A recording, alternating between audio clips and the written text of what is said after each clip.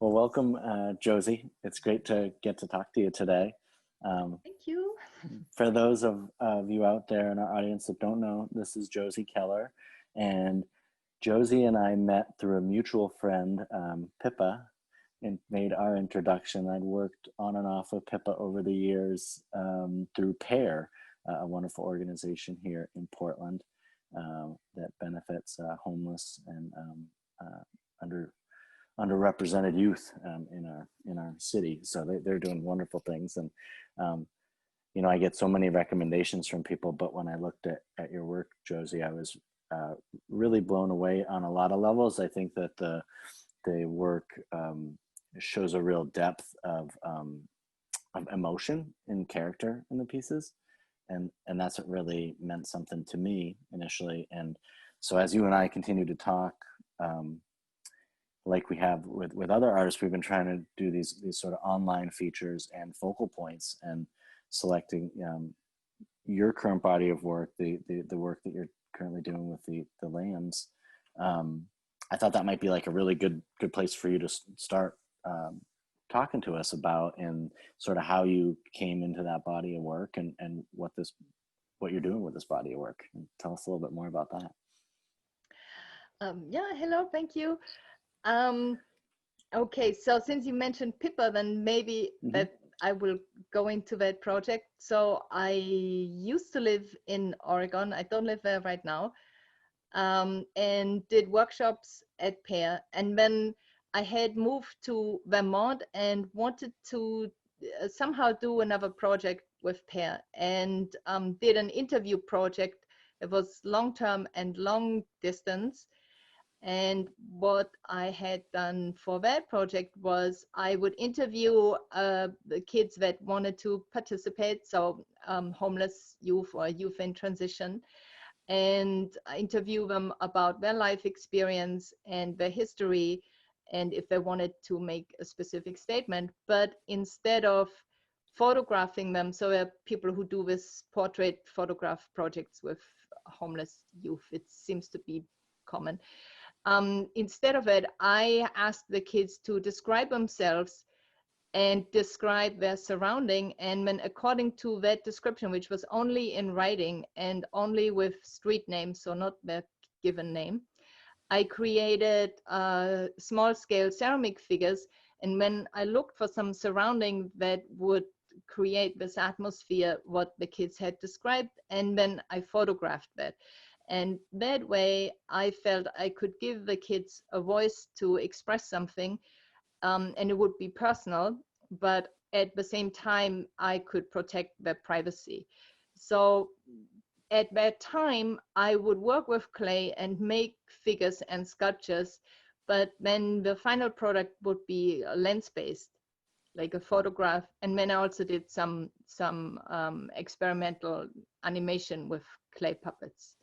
Okay. And I did that for 6 years and did different projects, all kinds of projects, and then really researched, because I'm an immigrant to America, researched this culture that for me is still quite exotic. So I grew up in Germany. And in 2018, I very suddenly, I just felt I just wanted to change my whole work, really a lot of details about it. And one specific thing is I wanted to work directly. So I felt with the lens-based images, because it's marketed online, I can't see anymore where is my hands-on connection to that. In a way, that was also what's interesting about it, but I wanted something where really I have a physical impact on it, and there will be also obvious to the audience. So getting away from something lens-based, because if I put something lens-based online, it is really losing all substance. And So I wanted to go back to making a ceramic sculpture that is really a 3D tangible sculpture. That was one point. The other point, what is really important to me, that was already important, but it suddenly became such a urgent pressure on me that I just felt we are very much damaging our environment. And also there's a connection with lifestyle in general, of course, but also a lot of our life is now through the internet, with all advantages, but also with all risks of that. There's a lot of discussion, for example, banks that suggest you go paperless, it will protect the environment. And there's very little discussion that when you go paperless, maybe you protect some trees, but the damage from online machinery to the environment, and also the sociological impact. Where do these original materials come from? How are they being harvested? So all that is, there's a lot of discussion about all kinds of problems, but that is very, very rare. And so to learn about that, you would really have to search yourself and go very deep. And I felt, without wanting to go too much into it, but I wanted to really myself go backwards on that. Mm-hmm. And also for myself work in a more personal style, that I concentrate on something as simple as an object that I create with my hands, and I work on it until I feel now this is ready. Because with lens-based, you can manipulate a lot, and there was something what at the time I went into, just through light effect. So I didn't do any digital manipulation, but with light. So you can make anything look like anything just through light. Mm-hmm. Which is interesting. For me, it was interesting to research the human vision, but then I felt we do some form of overkill, and I wanted to go back to how about touch.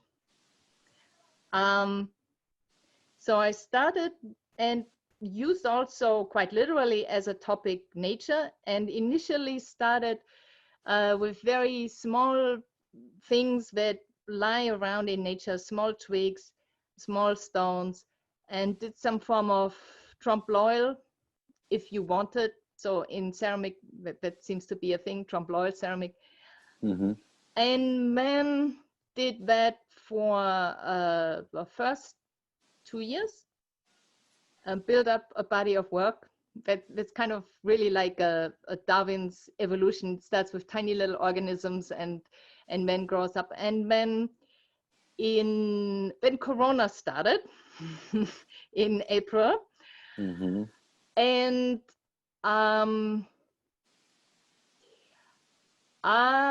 as Brett, you talked to me and I talked to you. I mentioned I originally trained functional pottery, so not mm-hmm. making sculptures in Germany. Yep. And that training was it's a vocational training, and it's very rigid, and it's limited to functional pottery, like vessels, dishes, these kind of things, mostly that, and not at all sculptures from ceramic. And also, I mean, I grew up in Germany. The culture there can be very strict. What part of Germany did you grow up in? In Bavaria. Bavaria, so okay. In the mountains. But the school is still in Bavaria. It's a little bit further north. It's in Landshut. It's a lovely school. I had great fun. But I didn't get to do what I wanted to do, which is what I'm doing now, which is sculpture. But what I do now, I had to really first swim myself free to mentally to feel I am, this sounds very silly, but it's just such a thing if you come from a specific culture, that I am allowed to make, for example, what I make now, a figure of an animal, a baby animal. And the reason is that it's cute. So again, that goes into a lot of psychology, especially in Germany, you have books about that. Why do we find that appealing? Because in my culture, that is considered kitsch, and then kitsch cannot be art. But in America, there is no such thing. There is no reason why kitsch cannot be art. In that sense, I find America in many ways problematic for me, but in this aspect is fabulous because I have completely free range to do what maybe I always wanted to do. And the only hiccup is in my own head because I'm really influenced. And this sounds silly, but when I started with my first lamp, that I kind of had sleepless nights and thinking, oh no, and this is now so kitschy, oh no. And my family, who is American, they do not understand me. So my daughter said to me, Mom, just because you make something and you look at it and you don't want to commit suicide, that doesn't mean it's bad art. And I think that's pretty much sums it up. But yeah, that was my big obstacle. But I think I went through it. But still, if now I show images of my work to friends in Germany that are in the arts, they will very, very politely and very tactfully say, you know, you should be a little bit careful. And so it's just like culture. Careful of the kitsch. Is that Oh, yeah. they're Very, very careful. Interesting. So yeah, it's interesting, difference in culture. Yeah. And my first sculpture in that body of work is actually not a lamp. It's the fetus of an aborted foal, like a baby horse. Mm-hmm. And I came across that somehow. I saw when I did clay as animation. I did once a film about a fetus in the womb. And so I looked up reference and came across a lot of fetuses of foals for some reason. And I felt it's a really beautiful shape. And then all these questions come up. Okay, this is dead. There's a Swedish photographer who did the first embryo photography, Life in the Womb, very famous book. All these, so I used that as reference, and then also came moving from the human fetus to the animal fetus. So there are a lot of horses, and these horse fetuses, depending on the stage of development, they're very beautiful, and also many seem to be white. I guess it depends on what good condition. So it's not that would be a white horse, it just appears that way. And I just felt to make one like that. And that brought me in this whole discussion that I had already worked on when I did the simpler, if you wanted to use that, organisms like twigs and moss and lichen from clay, that in nature there is no separation between life and death, because the moment we are born, we kind of decay straight away. Yeah. And the other way around, if something dies, that is immediately, a lot of life stems immediately from a moment that this decays. So you cannot, from a biological viewpoint, there is no separation. Mm-hmm. So I made this first fetus, but then I see human beings interpret everything from their own perspective. And when they see a dead fetus, they translate that immediately. This equals a dead creature similar to me, equals a dead human, a dead human baby. And then the idea of death, of course, from a human being viewpoint, it's like it's dramatic. So Sure, it scares them. Yeah. Then, but then also I find interesting, if you go online, you will find a lot of people who collect specimens, for example, horse feeders in formaldehyde. So there is a collector's item, dead creatures. Mm-hmm. And then my second sculpture, bigger than lichen and moss, was a sculpture of a newborn lamb. Mm-hmm. And that was inspired. So Corona had started and we had lockdown, and I had already in my head the question of, I would like to make statues of animals with maybe mammals. And then the emotional hiccup from my culture that, oh no, you can't do that because it's kitschy. And thinking about how could it be made that it's not kitschy, that I can make it, but that it doesn't immediately cause that association. And looked at other artists. And then there's one artist that I admire a lot, and that is Pamela Earnshaw Kelly. And she had made, she's famous for a series of great apes that she did, but then she did a little sheep.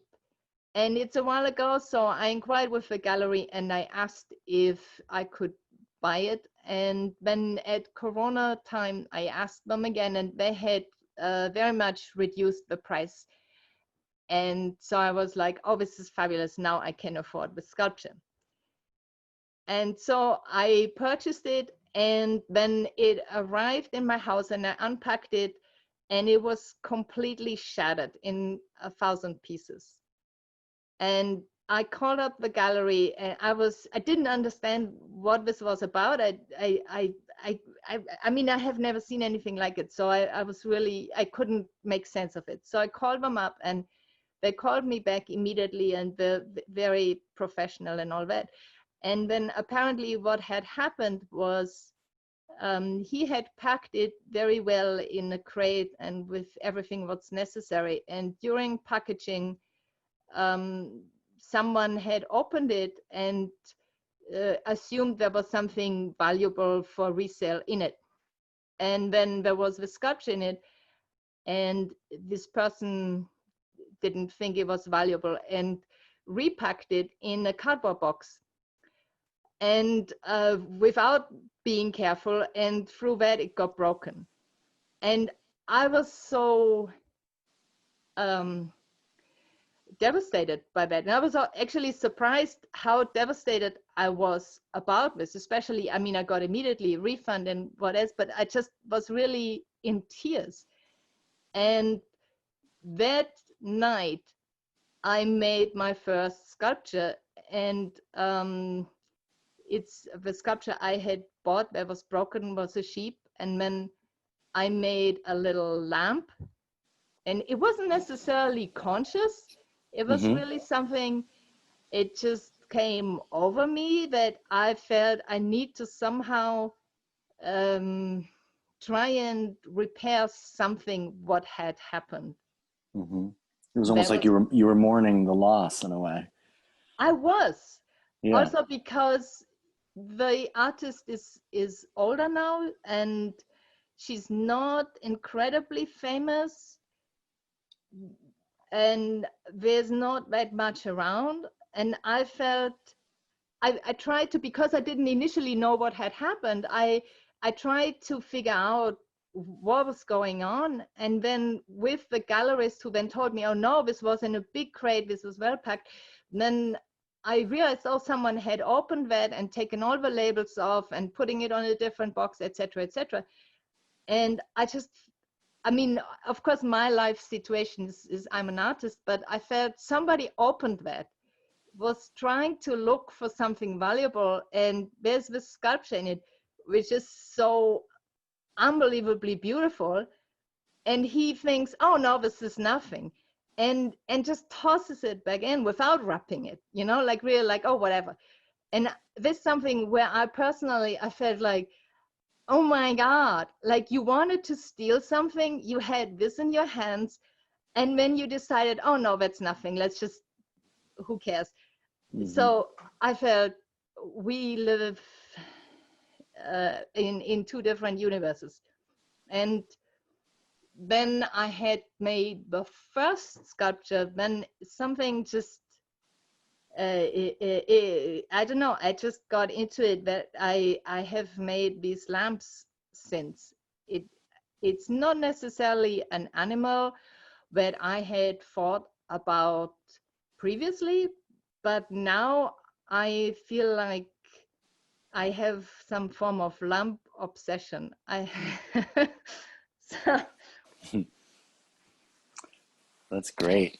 And so then you kind of alluded to this earlier when we spoke a little bit, but you think you want to continue outside of these initial four, you are continuing to explore the lamb as I have some more in the making, but because they are what I wanted to make, they are very compact and larger figures, so they take a while to dry.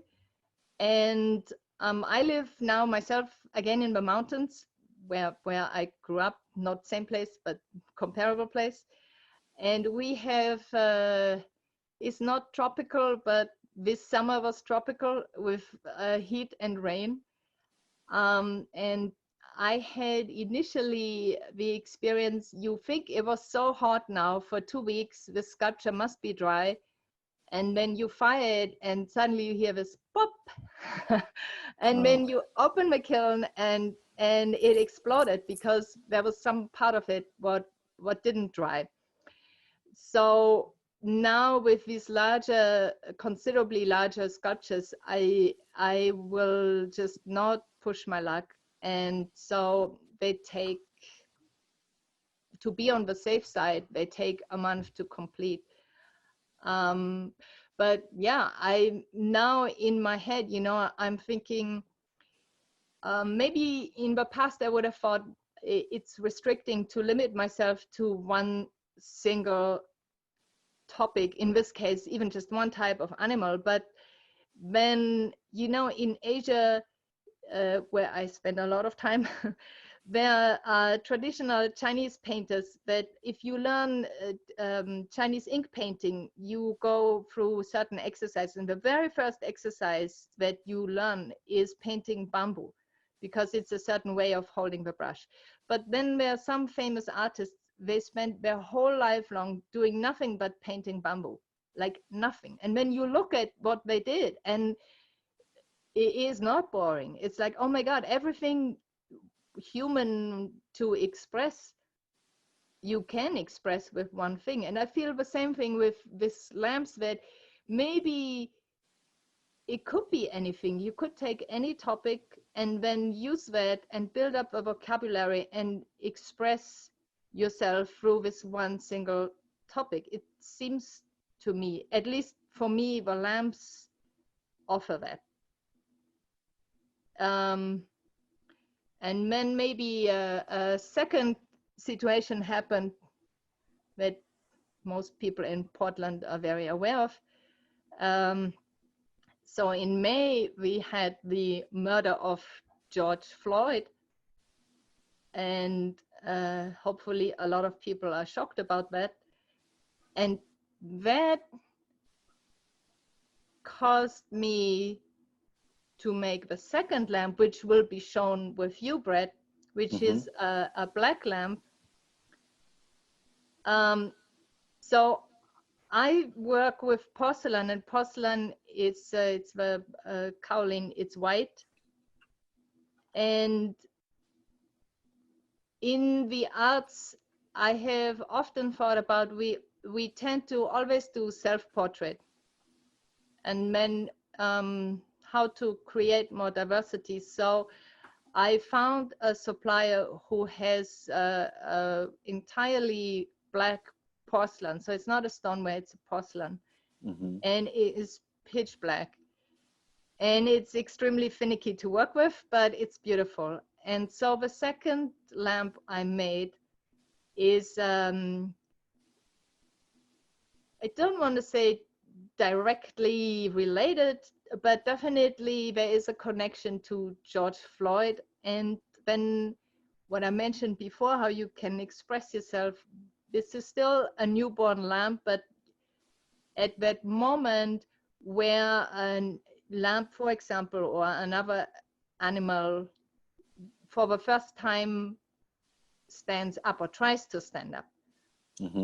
And I felt this is now hopefully a moment in American history where we can witness that and hopefully support that. This suppressed minority, I don't know, of African Americans that that have been treated like children and are being treated like children, that they will go through this process of which is exhausting and stressful, but okay, now you've been born and now you will stand up. So for that reason, the sculpture is for me personally very important. It marks that moment in history. Yeah, that's great. So in addition to you showing with us this month, I wanted you to share your other news. It's exciting. You have, would you tell us about the show in Kyoto?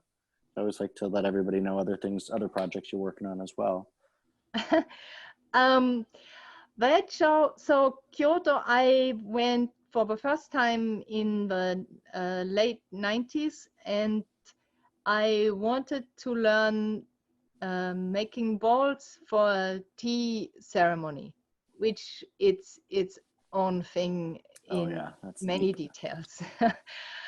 And I had done an in-house apprenticeship in Thailand previously, because I had a classmate who had a pottery in Thailand. He's Thai, and he invited me, and I was very naive, and I thought, okay, going to Japan will be the same. And I arrived in Japan with all my savings in my pocket and realized I will very soon run out of my savings, because there are essential differences between Thailand and Japan. For example, Japan is not cheap, and in winter it's cold, and the houses are not isolated as they are in Europe. So I thought I would probably die and nobody will know about it, because I couldn't afford to change my flight back. But then I got soon, after 2 months, not soon, I got very lucky and met so many people. And since then, I did my in-house apprenticeship, and I did a lot of fabulous things that don't fit in 15 minutes. But I kept a very, very close connection to especially Kyoto, where for years I would go to Kyoto, and then since the last 5 years also a little bit Tokyo. So on the 29th of September, exhibition will open in a gallery that's called Dojidai Gallery, with 2 friends of mine, and the topic is nature. So I will show my earlier work there, which is objects of nature. This, if you wanted to use that term, trompe-l'oeil, it will be stones, mushrooms, fungi, lichen, twigs, these kind of things. Okay. And it's together with one friend of mine who is a flower painter. It's very flower painter, again, kitsch. His work is very, very interesting. So it's maybe similar like with my lamps. He uses the topic flowers, but it could be anything. When you look at it, it has more of a feeling of some form of ghost or something. It kind of doesn't matter that it is a flower. It is a question of atmosphere that is being communicated. And the second friend is a lady. She is making a very lifelike artificial plants from fabric. Very, very surprising. So this show will open on the 29th of September and it will close on, oh God, I think it will run 1 week. Okay. So in Japan, that's most exhibitions like that in this style, they will be up for 1 week. Yep. Cool. Well, Josie, thank you so much. This has been really enriching, and I look forward to, you know, something we're going to continue to try and do is, well, first off, for those listening, you can find Josie's work on our website, and we'll be posting stuff to social media as well. But more importantly, Josie, I'm interested in, you know, a kind of a longer term approach. You know, we showing this smaller body of work right now, and I'm, you know, in hopes that we'll continue to show additional work and that we can revisit and have more conversations like this to continue to get to know each other and share what you're doing. So, yeah, so thank you. Yeah. Thank you. Thank you. Well, I look forward to chatting with you soon and have a wonderful rest of your day, okay? Yeah, you too. Yeah, thank you. All right. Bye for now. Bye.